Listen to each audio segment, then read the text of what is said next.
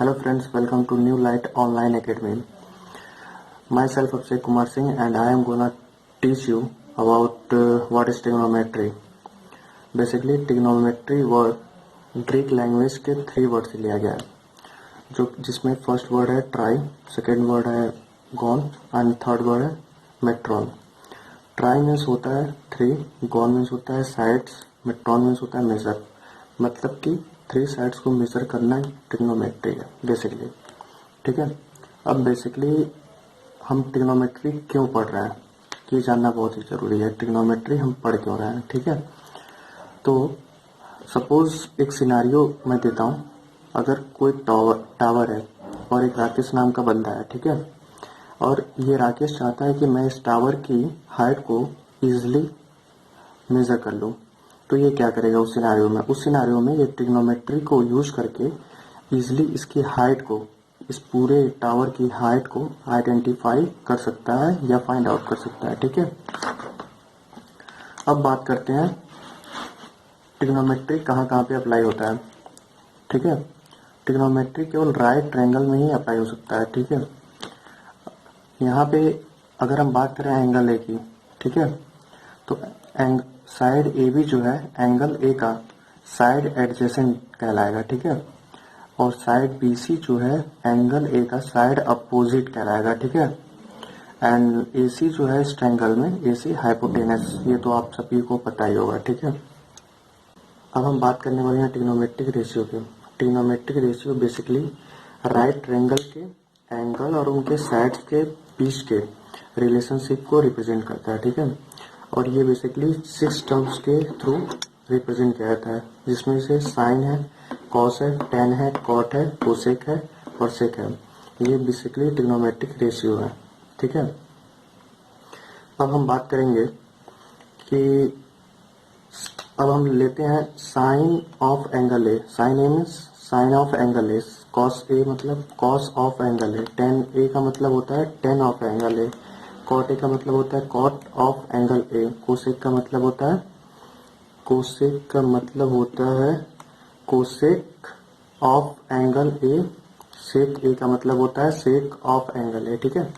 Sign ए को यहाँ पे लिखा हुआ है BC upon AC. That means BC क्या है, side opposite of angle A है. ठीक है. और AC क्या है, हाइपोटेनस अपना. That means sine A equals to side opposite of that particular angle. यहाँ पे ए है तो ए का कंसिडर करेंगे. ठीक है. डिवाइड बाय हाइपोटेनस, ये इसका फार्मूला होता है. ठीक. कॉस ए इक्वल्स टू क्या होता है, means side adjacent of angle A B. यही तो है बेस, जिसको बेस भी बोलते हैं. ठीक है. साइड एडजेसेंट ऑफ एंगल ए और AC क्या है इसमें, हाइपोटेनस. अब बात करेंगे हम टेंजेंट की, जिसको शॉर्ट फॉर्म में टेन भी बोलते हैं. Tan of angle A equals to BC upon AB. यहाँ पे BC क्या है गिवन है, BC means side opposite of angle A. ठीक है. Side opposite of angle A. ठीक है. Divide by AB. AB क्या है, बेस है, मतलब side adjacent of angle A. ठीक. कॉट ए इक्वल्स टू क्या होता है, cot A equals to AB upon BC. That means AB क्या है यहाँ पे, side adjacent of angle A. ठीक है. AB divide by BC. BC क्या है, side opposite of angle A. ठीक है. ये समझ में आ गया. उसके बाद से बात करेंगे हम यहाँ पे कोसेक की. Cosec A equals to means cosec of angle A equals to AC hypotenuse divide by side adjacent of angle A. ठीक है. सेक ए की बात करेंगे. Sec A equals to AC upon AB. AC क्या है, hypotenuse divide by AB side adjacent of angle A. ठीक है. यहाँ तक तो क्लियर है. अभी हमने जितना कुछ डिस्कशन किया है उसी के बेसिस पे एक क्वेश्चन यहाँ पे गिवन है. Question number 1, if sine equals to 3 divide by 4 then calculate cos A and tan A. Okay. Here is the formula of sine A cos A tan A. ठीक है. Suppose we have a right triangle और हम मान लेते हैं कि ये है एंगल ए. ठीक है. ये एंगल भी है 90 डिग्री जो कि राइट एंगल है. ठीक है. और ये अपना है C. ठीक. इस ट्रायंगल में एंगल ए को हम सपोज कर लेते हैं कि यही एंगल है. ठीक है. अब बात करते हैं साइन ए. साइन ए की फार्मूले के अकॉर्डिंगली देखा तो क्या आता है, sine A equals to side opposite of angle A and hypotenuse. ठीक है. तो साइड अपोजिट क्या होगा एंगल ए का, साइड अपोजिट BC होगा, तो BC की वैल्यू क्या हो जाएगी 3। अब हाइपोटेनस क्या होगा, साइन एंगल ए का हाइपोटेनस क्या होगा, AC ही तो होगा जिसकी वैल्यू 4 है। अब इसकी AB की वैल्यू हमें फाइंड आउट करनी पड़ेगी। क्यों करनी पड़ेगी, क्योंकि cos A और tan A में AB को विदाउट AB हम सॉल्व नहीं कर सकते। cos A की वैल्यू नहीं फाइंड आउट कर सकते हैं, नहीं tan A की वैल्यू फाइंड आउट कर सकते हैं। सो हमें AB की वैल्यू फाइंड आउट करनी पड़ेगी, ठीक है, तभी हम cos A और tan A की वैल्यू को फाइंड आउट कर पाएंगे। तो यहाँ पे इसको फाइंड आउट करने के लिए हमें क्या अप्लाई करना पड़ेगा, पाइथागोरस थ्योरम को अप्लाई करना पड़ेगा, ठीक है।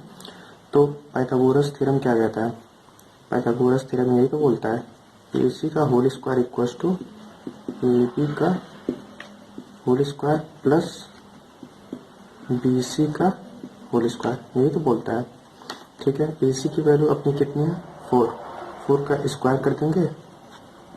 अब AB की वैल्यू हमें फाइंड आउट करनी है, तो एज इट इज छोड़ देंगे इसको, ठीक है। और BC की वैल्यू यहाँ पे क्या है 3 है, 3 का होल स्क्वायर कर दो। अब ये क्या हो जाएगा 16 हो जाएगा, और इसको इधर लेते आओ इस साइड, तो ये हो गया -9, ठीक है, इक्वल टू AB का होल स्क्वायर। अब ये क्या होगा 7, ये हो जाएगा under root equal to AB, क्योंकि ये AB का जो स्क्वायर है इधर जाएगा तो क्या हो जाएगा अंडर रूट हो जाएगा, ठीक है। ये AB की वैल्यू फाइंड आउट हो गई। अब हमें बतानी है cos A की value. cos A equal to क्या होता है, साइड एडजेसेंट ऑफ एंगल है।